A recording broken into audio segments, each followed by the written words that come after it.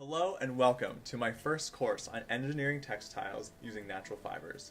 My name is Torin. I am a weaver and a fiber artist living in Southern California, where I own a small business called By Torin, where I create custom textiles using sustainably sourced and responsibly produced fibers. I'm always looking for other companies that share in my ideals to collaborate with, so if you're interested, please feel free to reach out to me at my email address, which you can find on the main page of this course. If you have any questions, also reach out. I would be more than happy to answer those for you, and I always enjoy engaging in good conversation about this material. Now let's talk about why we are all here taking a course on textile engineering in the first place. Maybe you are a maker and you're delving deeper into your craft. Or you are a shop owner and you would like to understand and stock the best possible materials for your customers. You might be a consumer who wants to know more about the things you're buying so that you can make the best informed decisions based on your own individual needs. Whoever we are in this case, we're all here for a common cause. It's to reconnect to textile production and design. I'd like to start off by painting you a picture of what I mean by that. Imagine we're going shopping and we're looking for some winter apparel. We walk into the store and we head over to the sweater rack. We're going through the pile of all these sweaters and we come across this beautiful chocolate brown sweater. We pick it up and our fingers are instantly in love. It's soft, it's squishy, it just feels so nice against our skin. Now, if you're a consumer in this situation, you might find this item luxuriously soft, and you can daydream about yourself wearing this on a cold winter day. If you're a shopkeeper or supplier, you might be familiar with how popular clothing items that have this really soft texture to them are.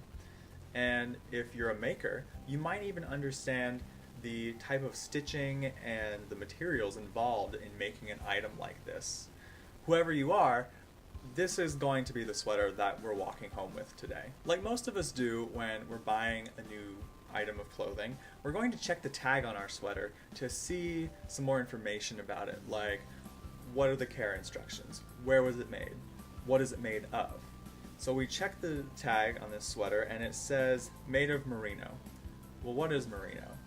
You might understand that merino is the material it's made out of.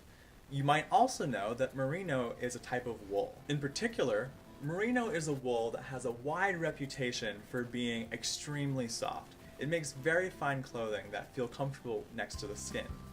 Our society kind of holds it in a separate category from other wools that we think of as too scratchy or uncomfortable to wear. But beyond knowing that it's soft and squishy, what do you actually know about merino? What does the word merino mean? Many of you makers and suppliers out there might already know that merino is actually referring to the breed of sheep that the wool comes from. When you see someone wearing a merino hat or a merino scarf, you know that the wool that was used in the making of that item is coming from a very specific animal. It's coming from a merino sheep. Now, what if I told you we could make the same sweater with the same softness with a different breed of sheep? A lot of people are really surprised to find out that there are dozens of different sheep breeds, as well as other animals, that produce wool that is just as soft, if not softer, than the wool in this merino sweater on the rack. But we generally don't know about these other options, and because we don't know about them, there's no demand for it. And because there's no demand for it, we don't see them on the racks as consumers. And so we go on living thinking that merino is the only option if we want to wear wool clothing that is also luxuriously soft. Now let's talk about the color of this sweater. This beautiful dark chocolate brown. We've established that the wool is coming from a merino sheep, and these merino sheep, they're white. So to get the color of this sweater, it has to be dyed, as do many of the wool products that we see on the market.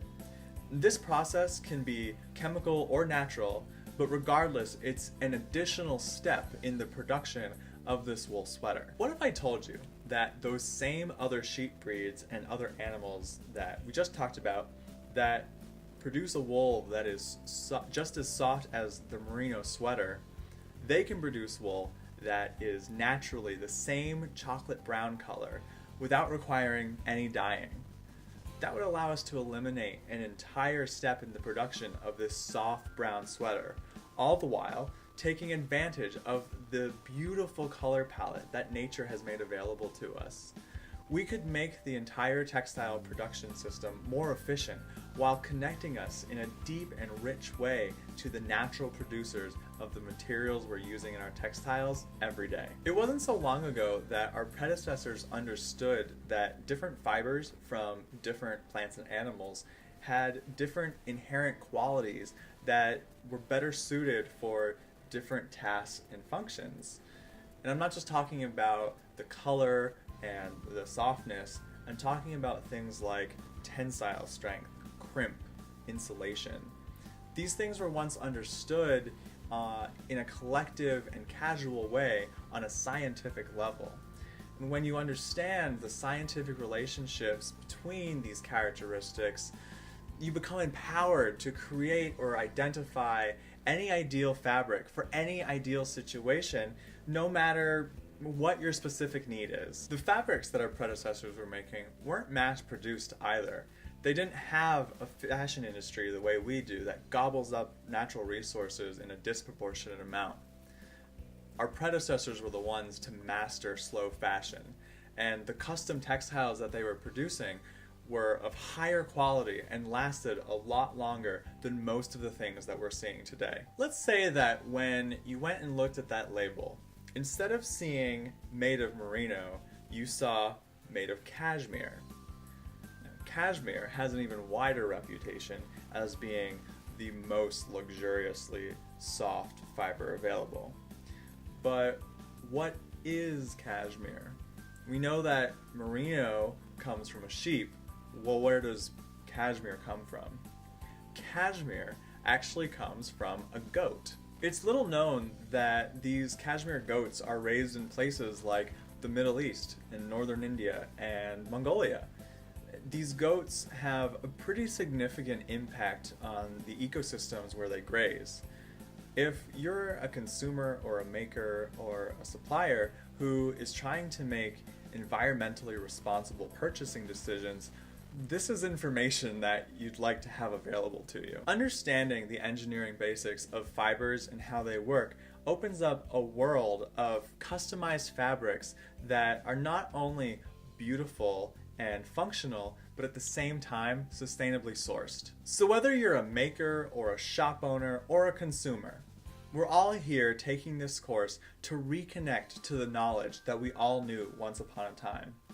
The stronger that connection, the more we're able to engineer and make informed decisions about the textiles that we produce and interact with on a day-to-day basis. I'm so glad that you've decided to take this journey with me and engage in this conversation. With that, let's get started.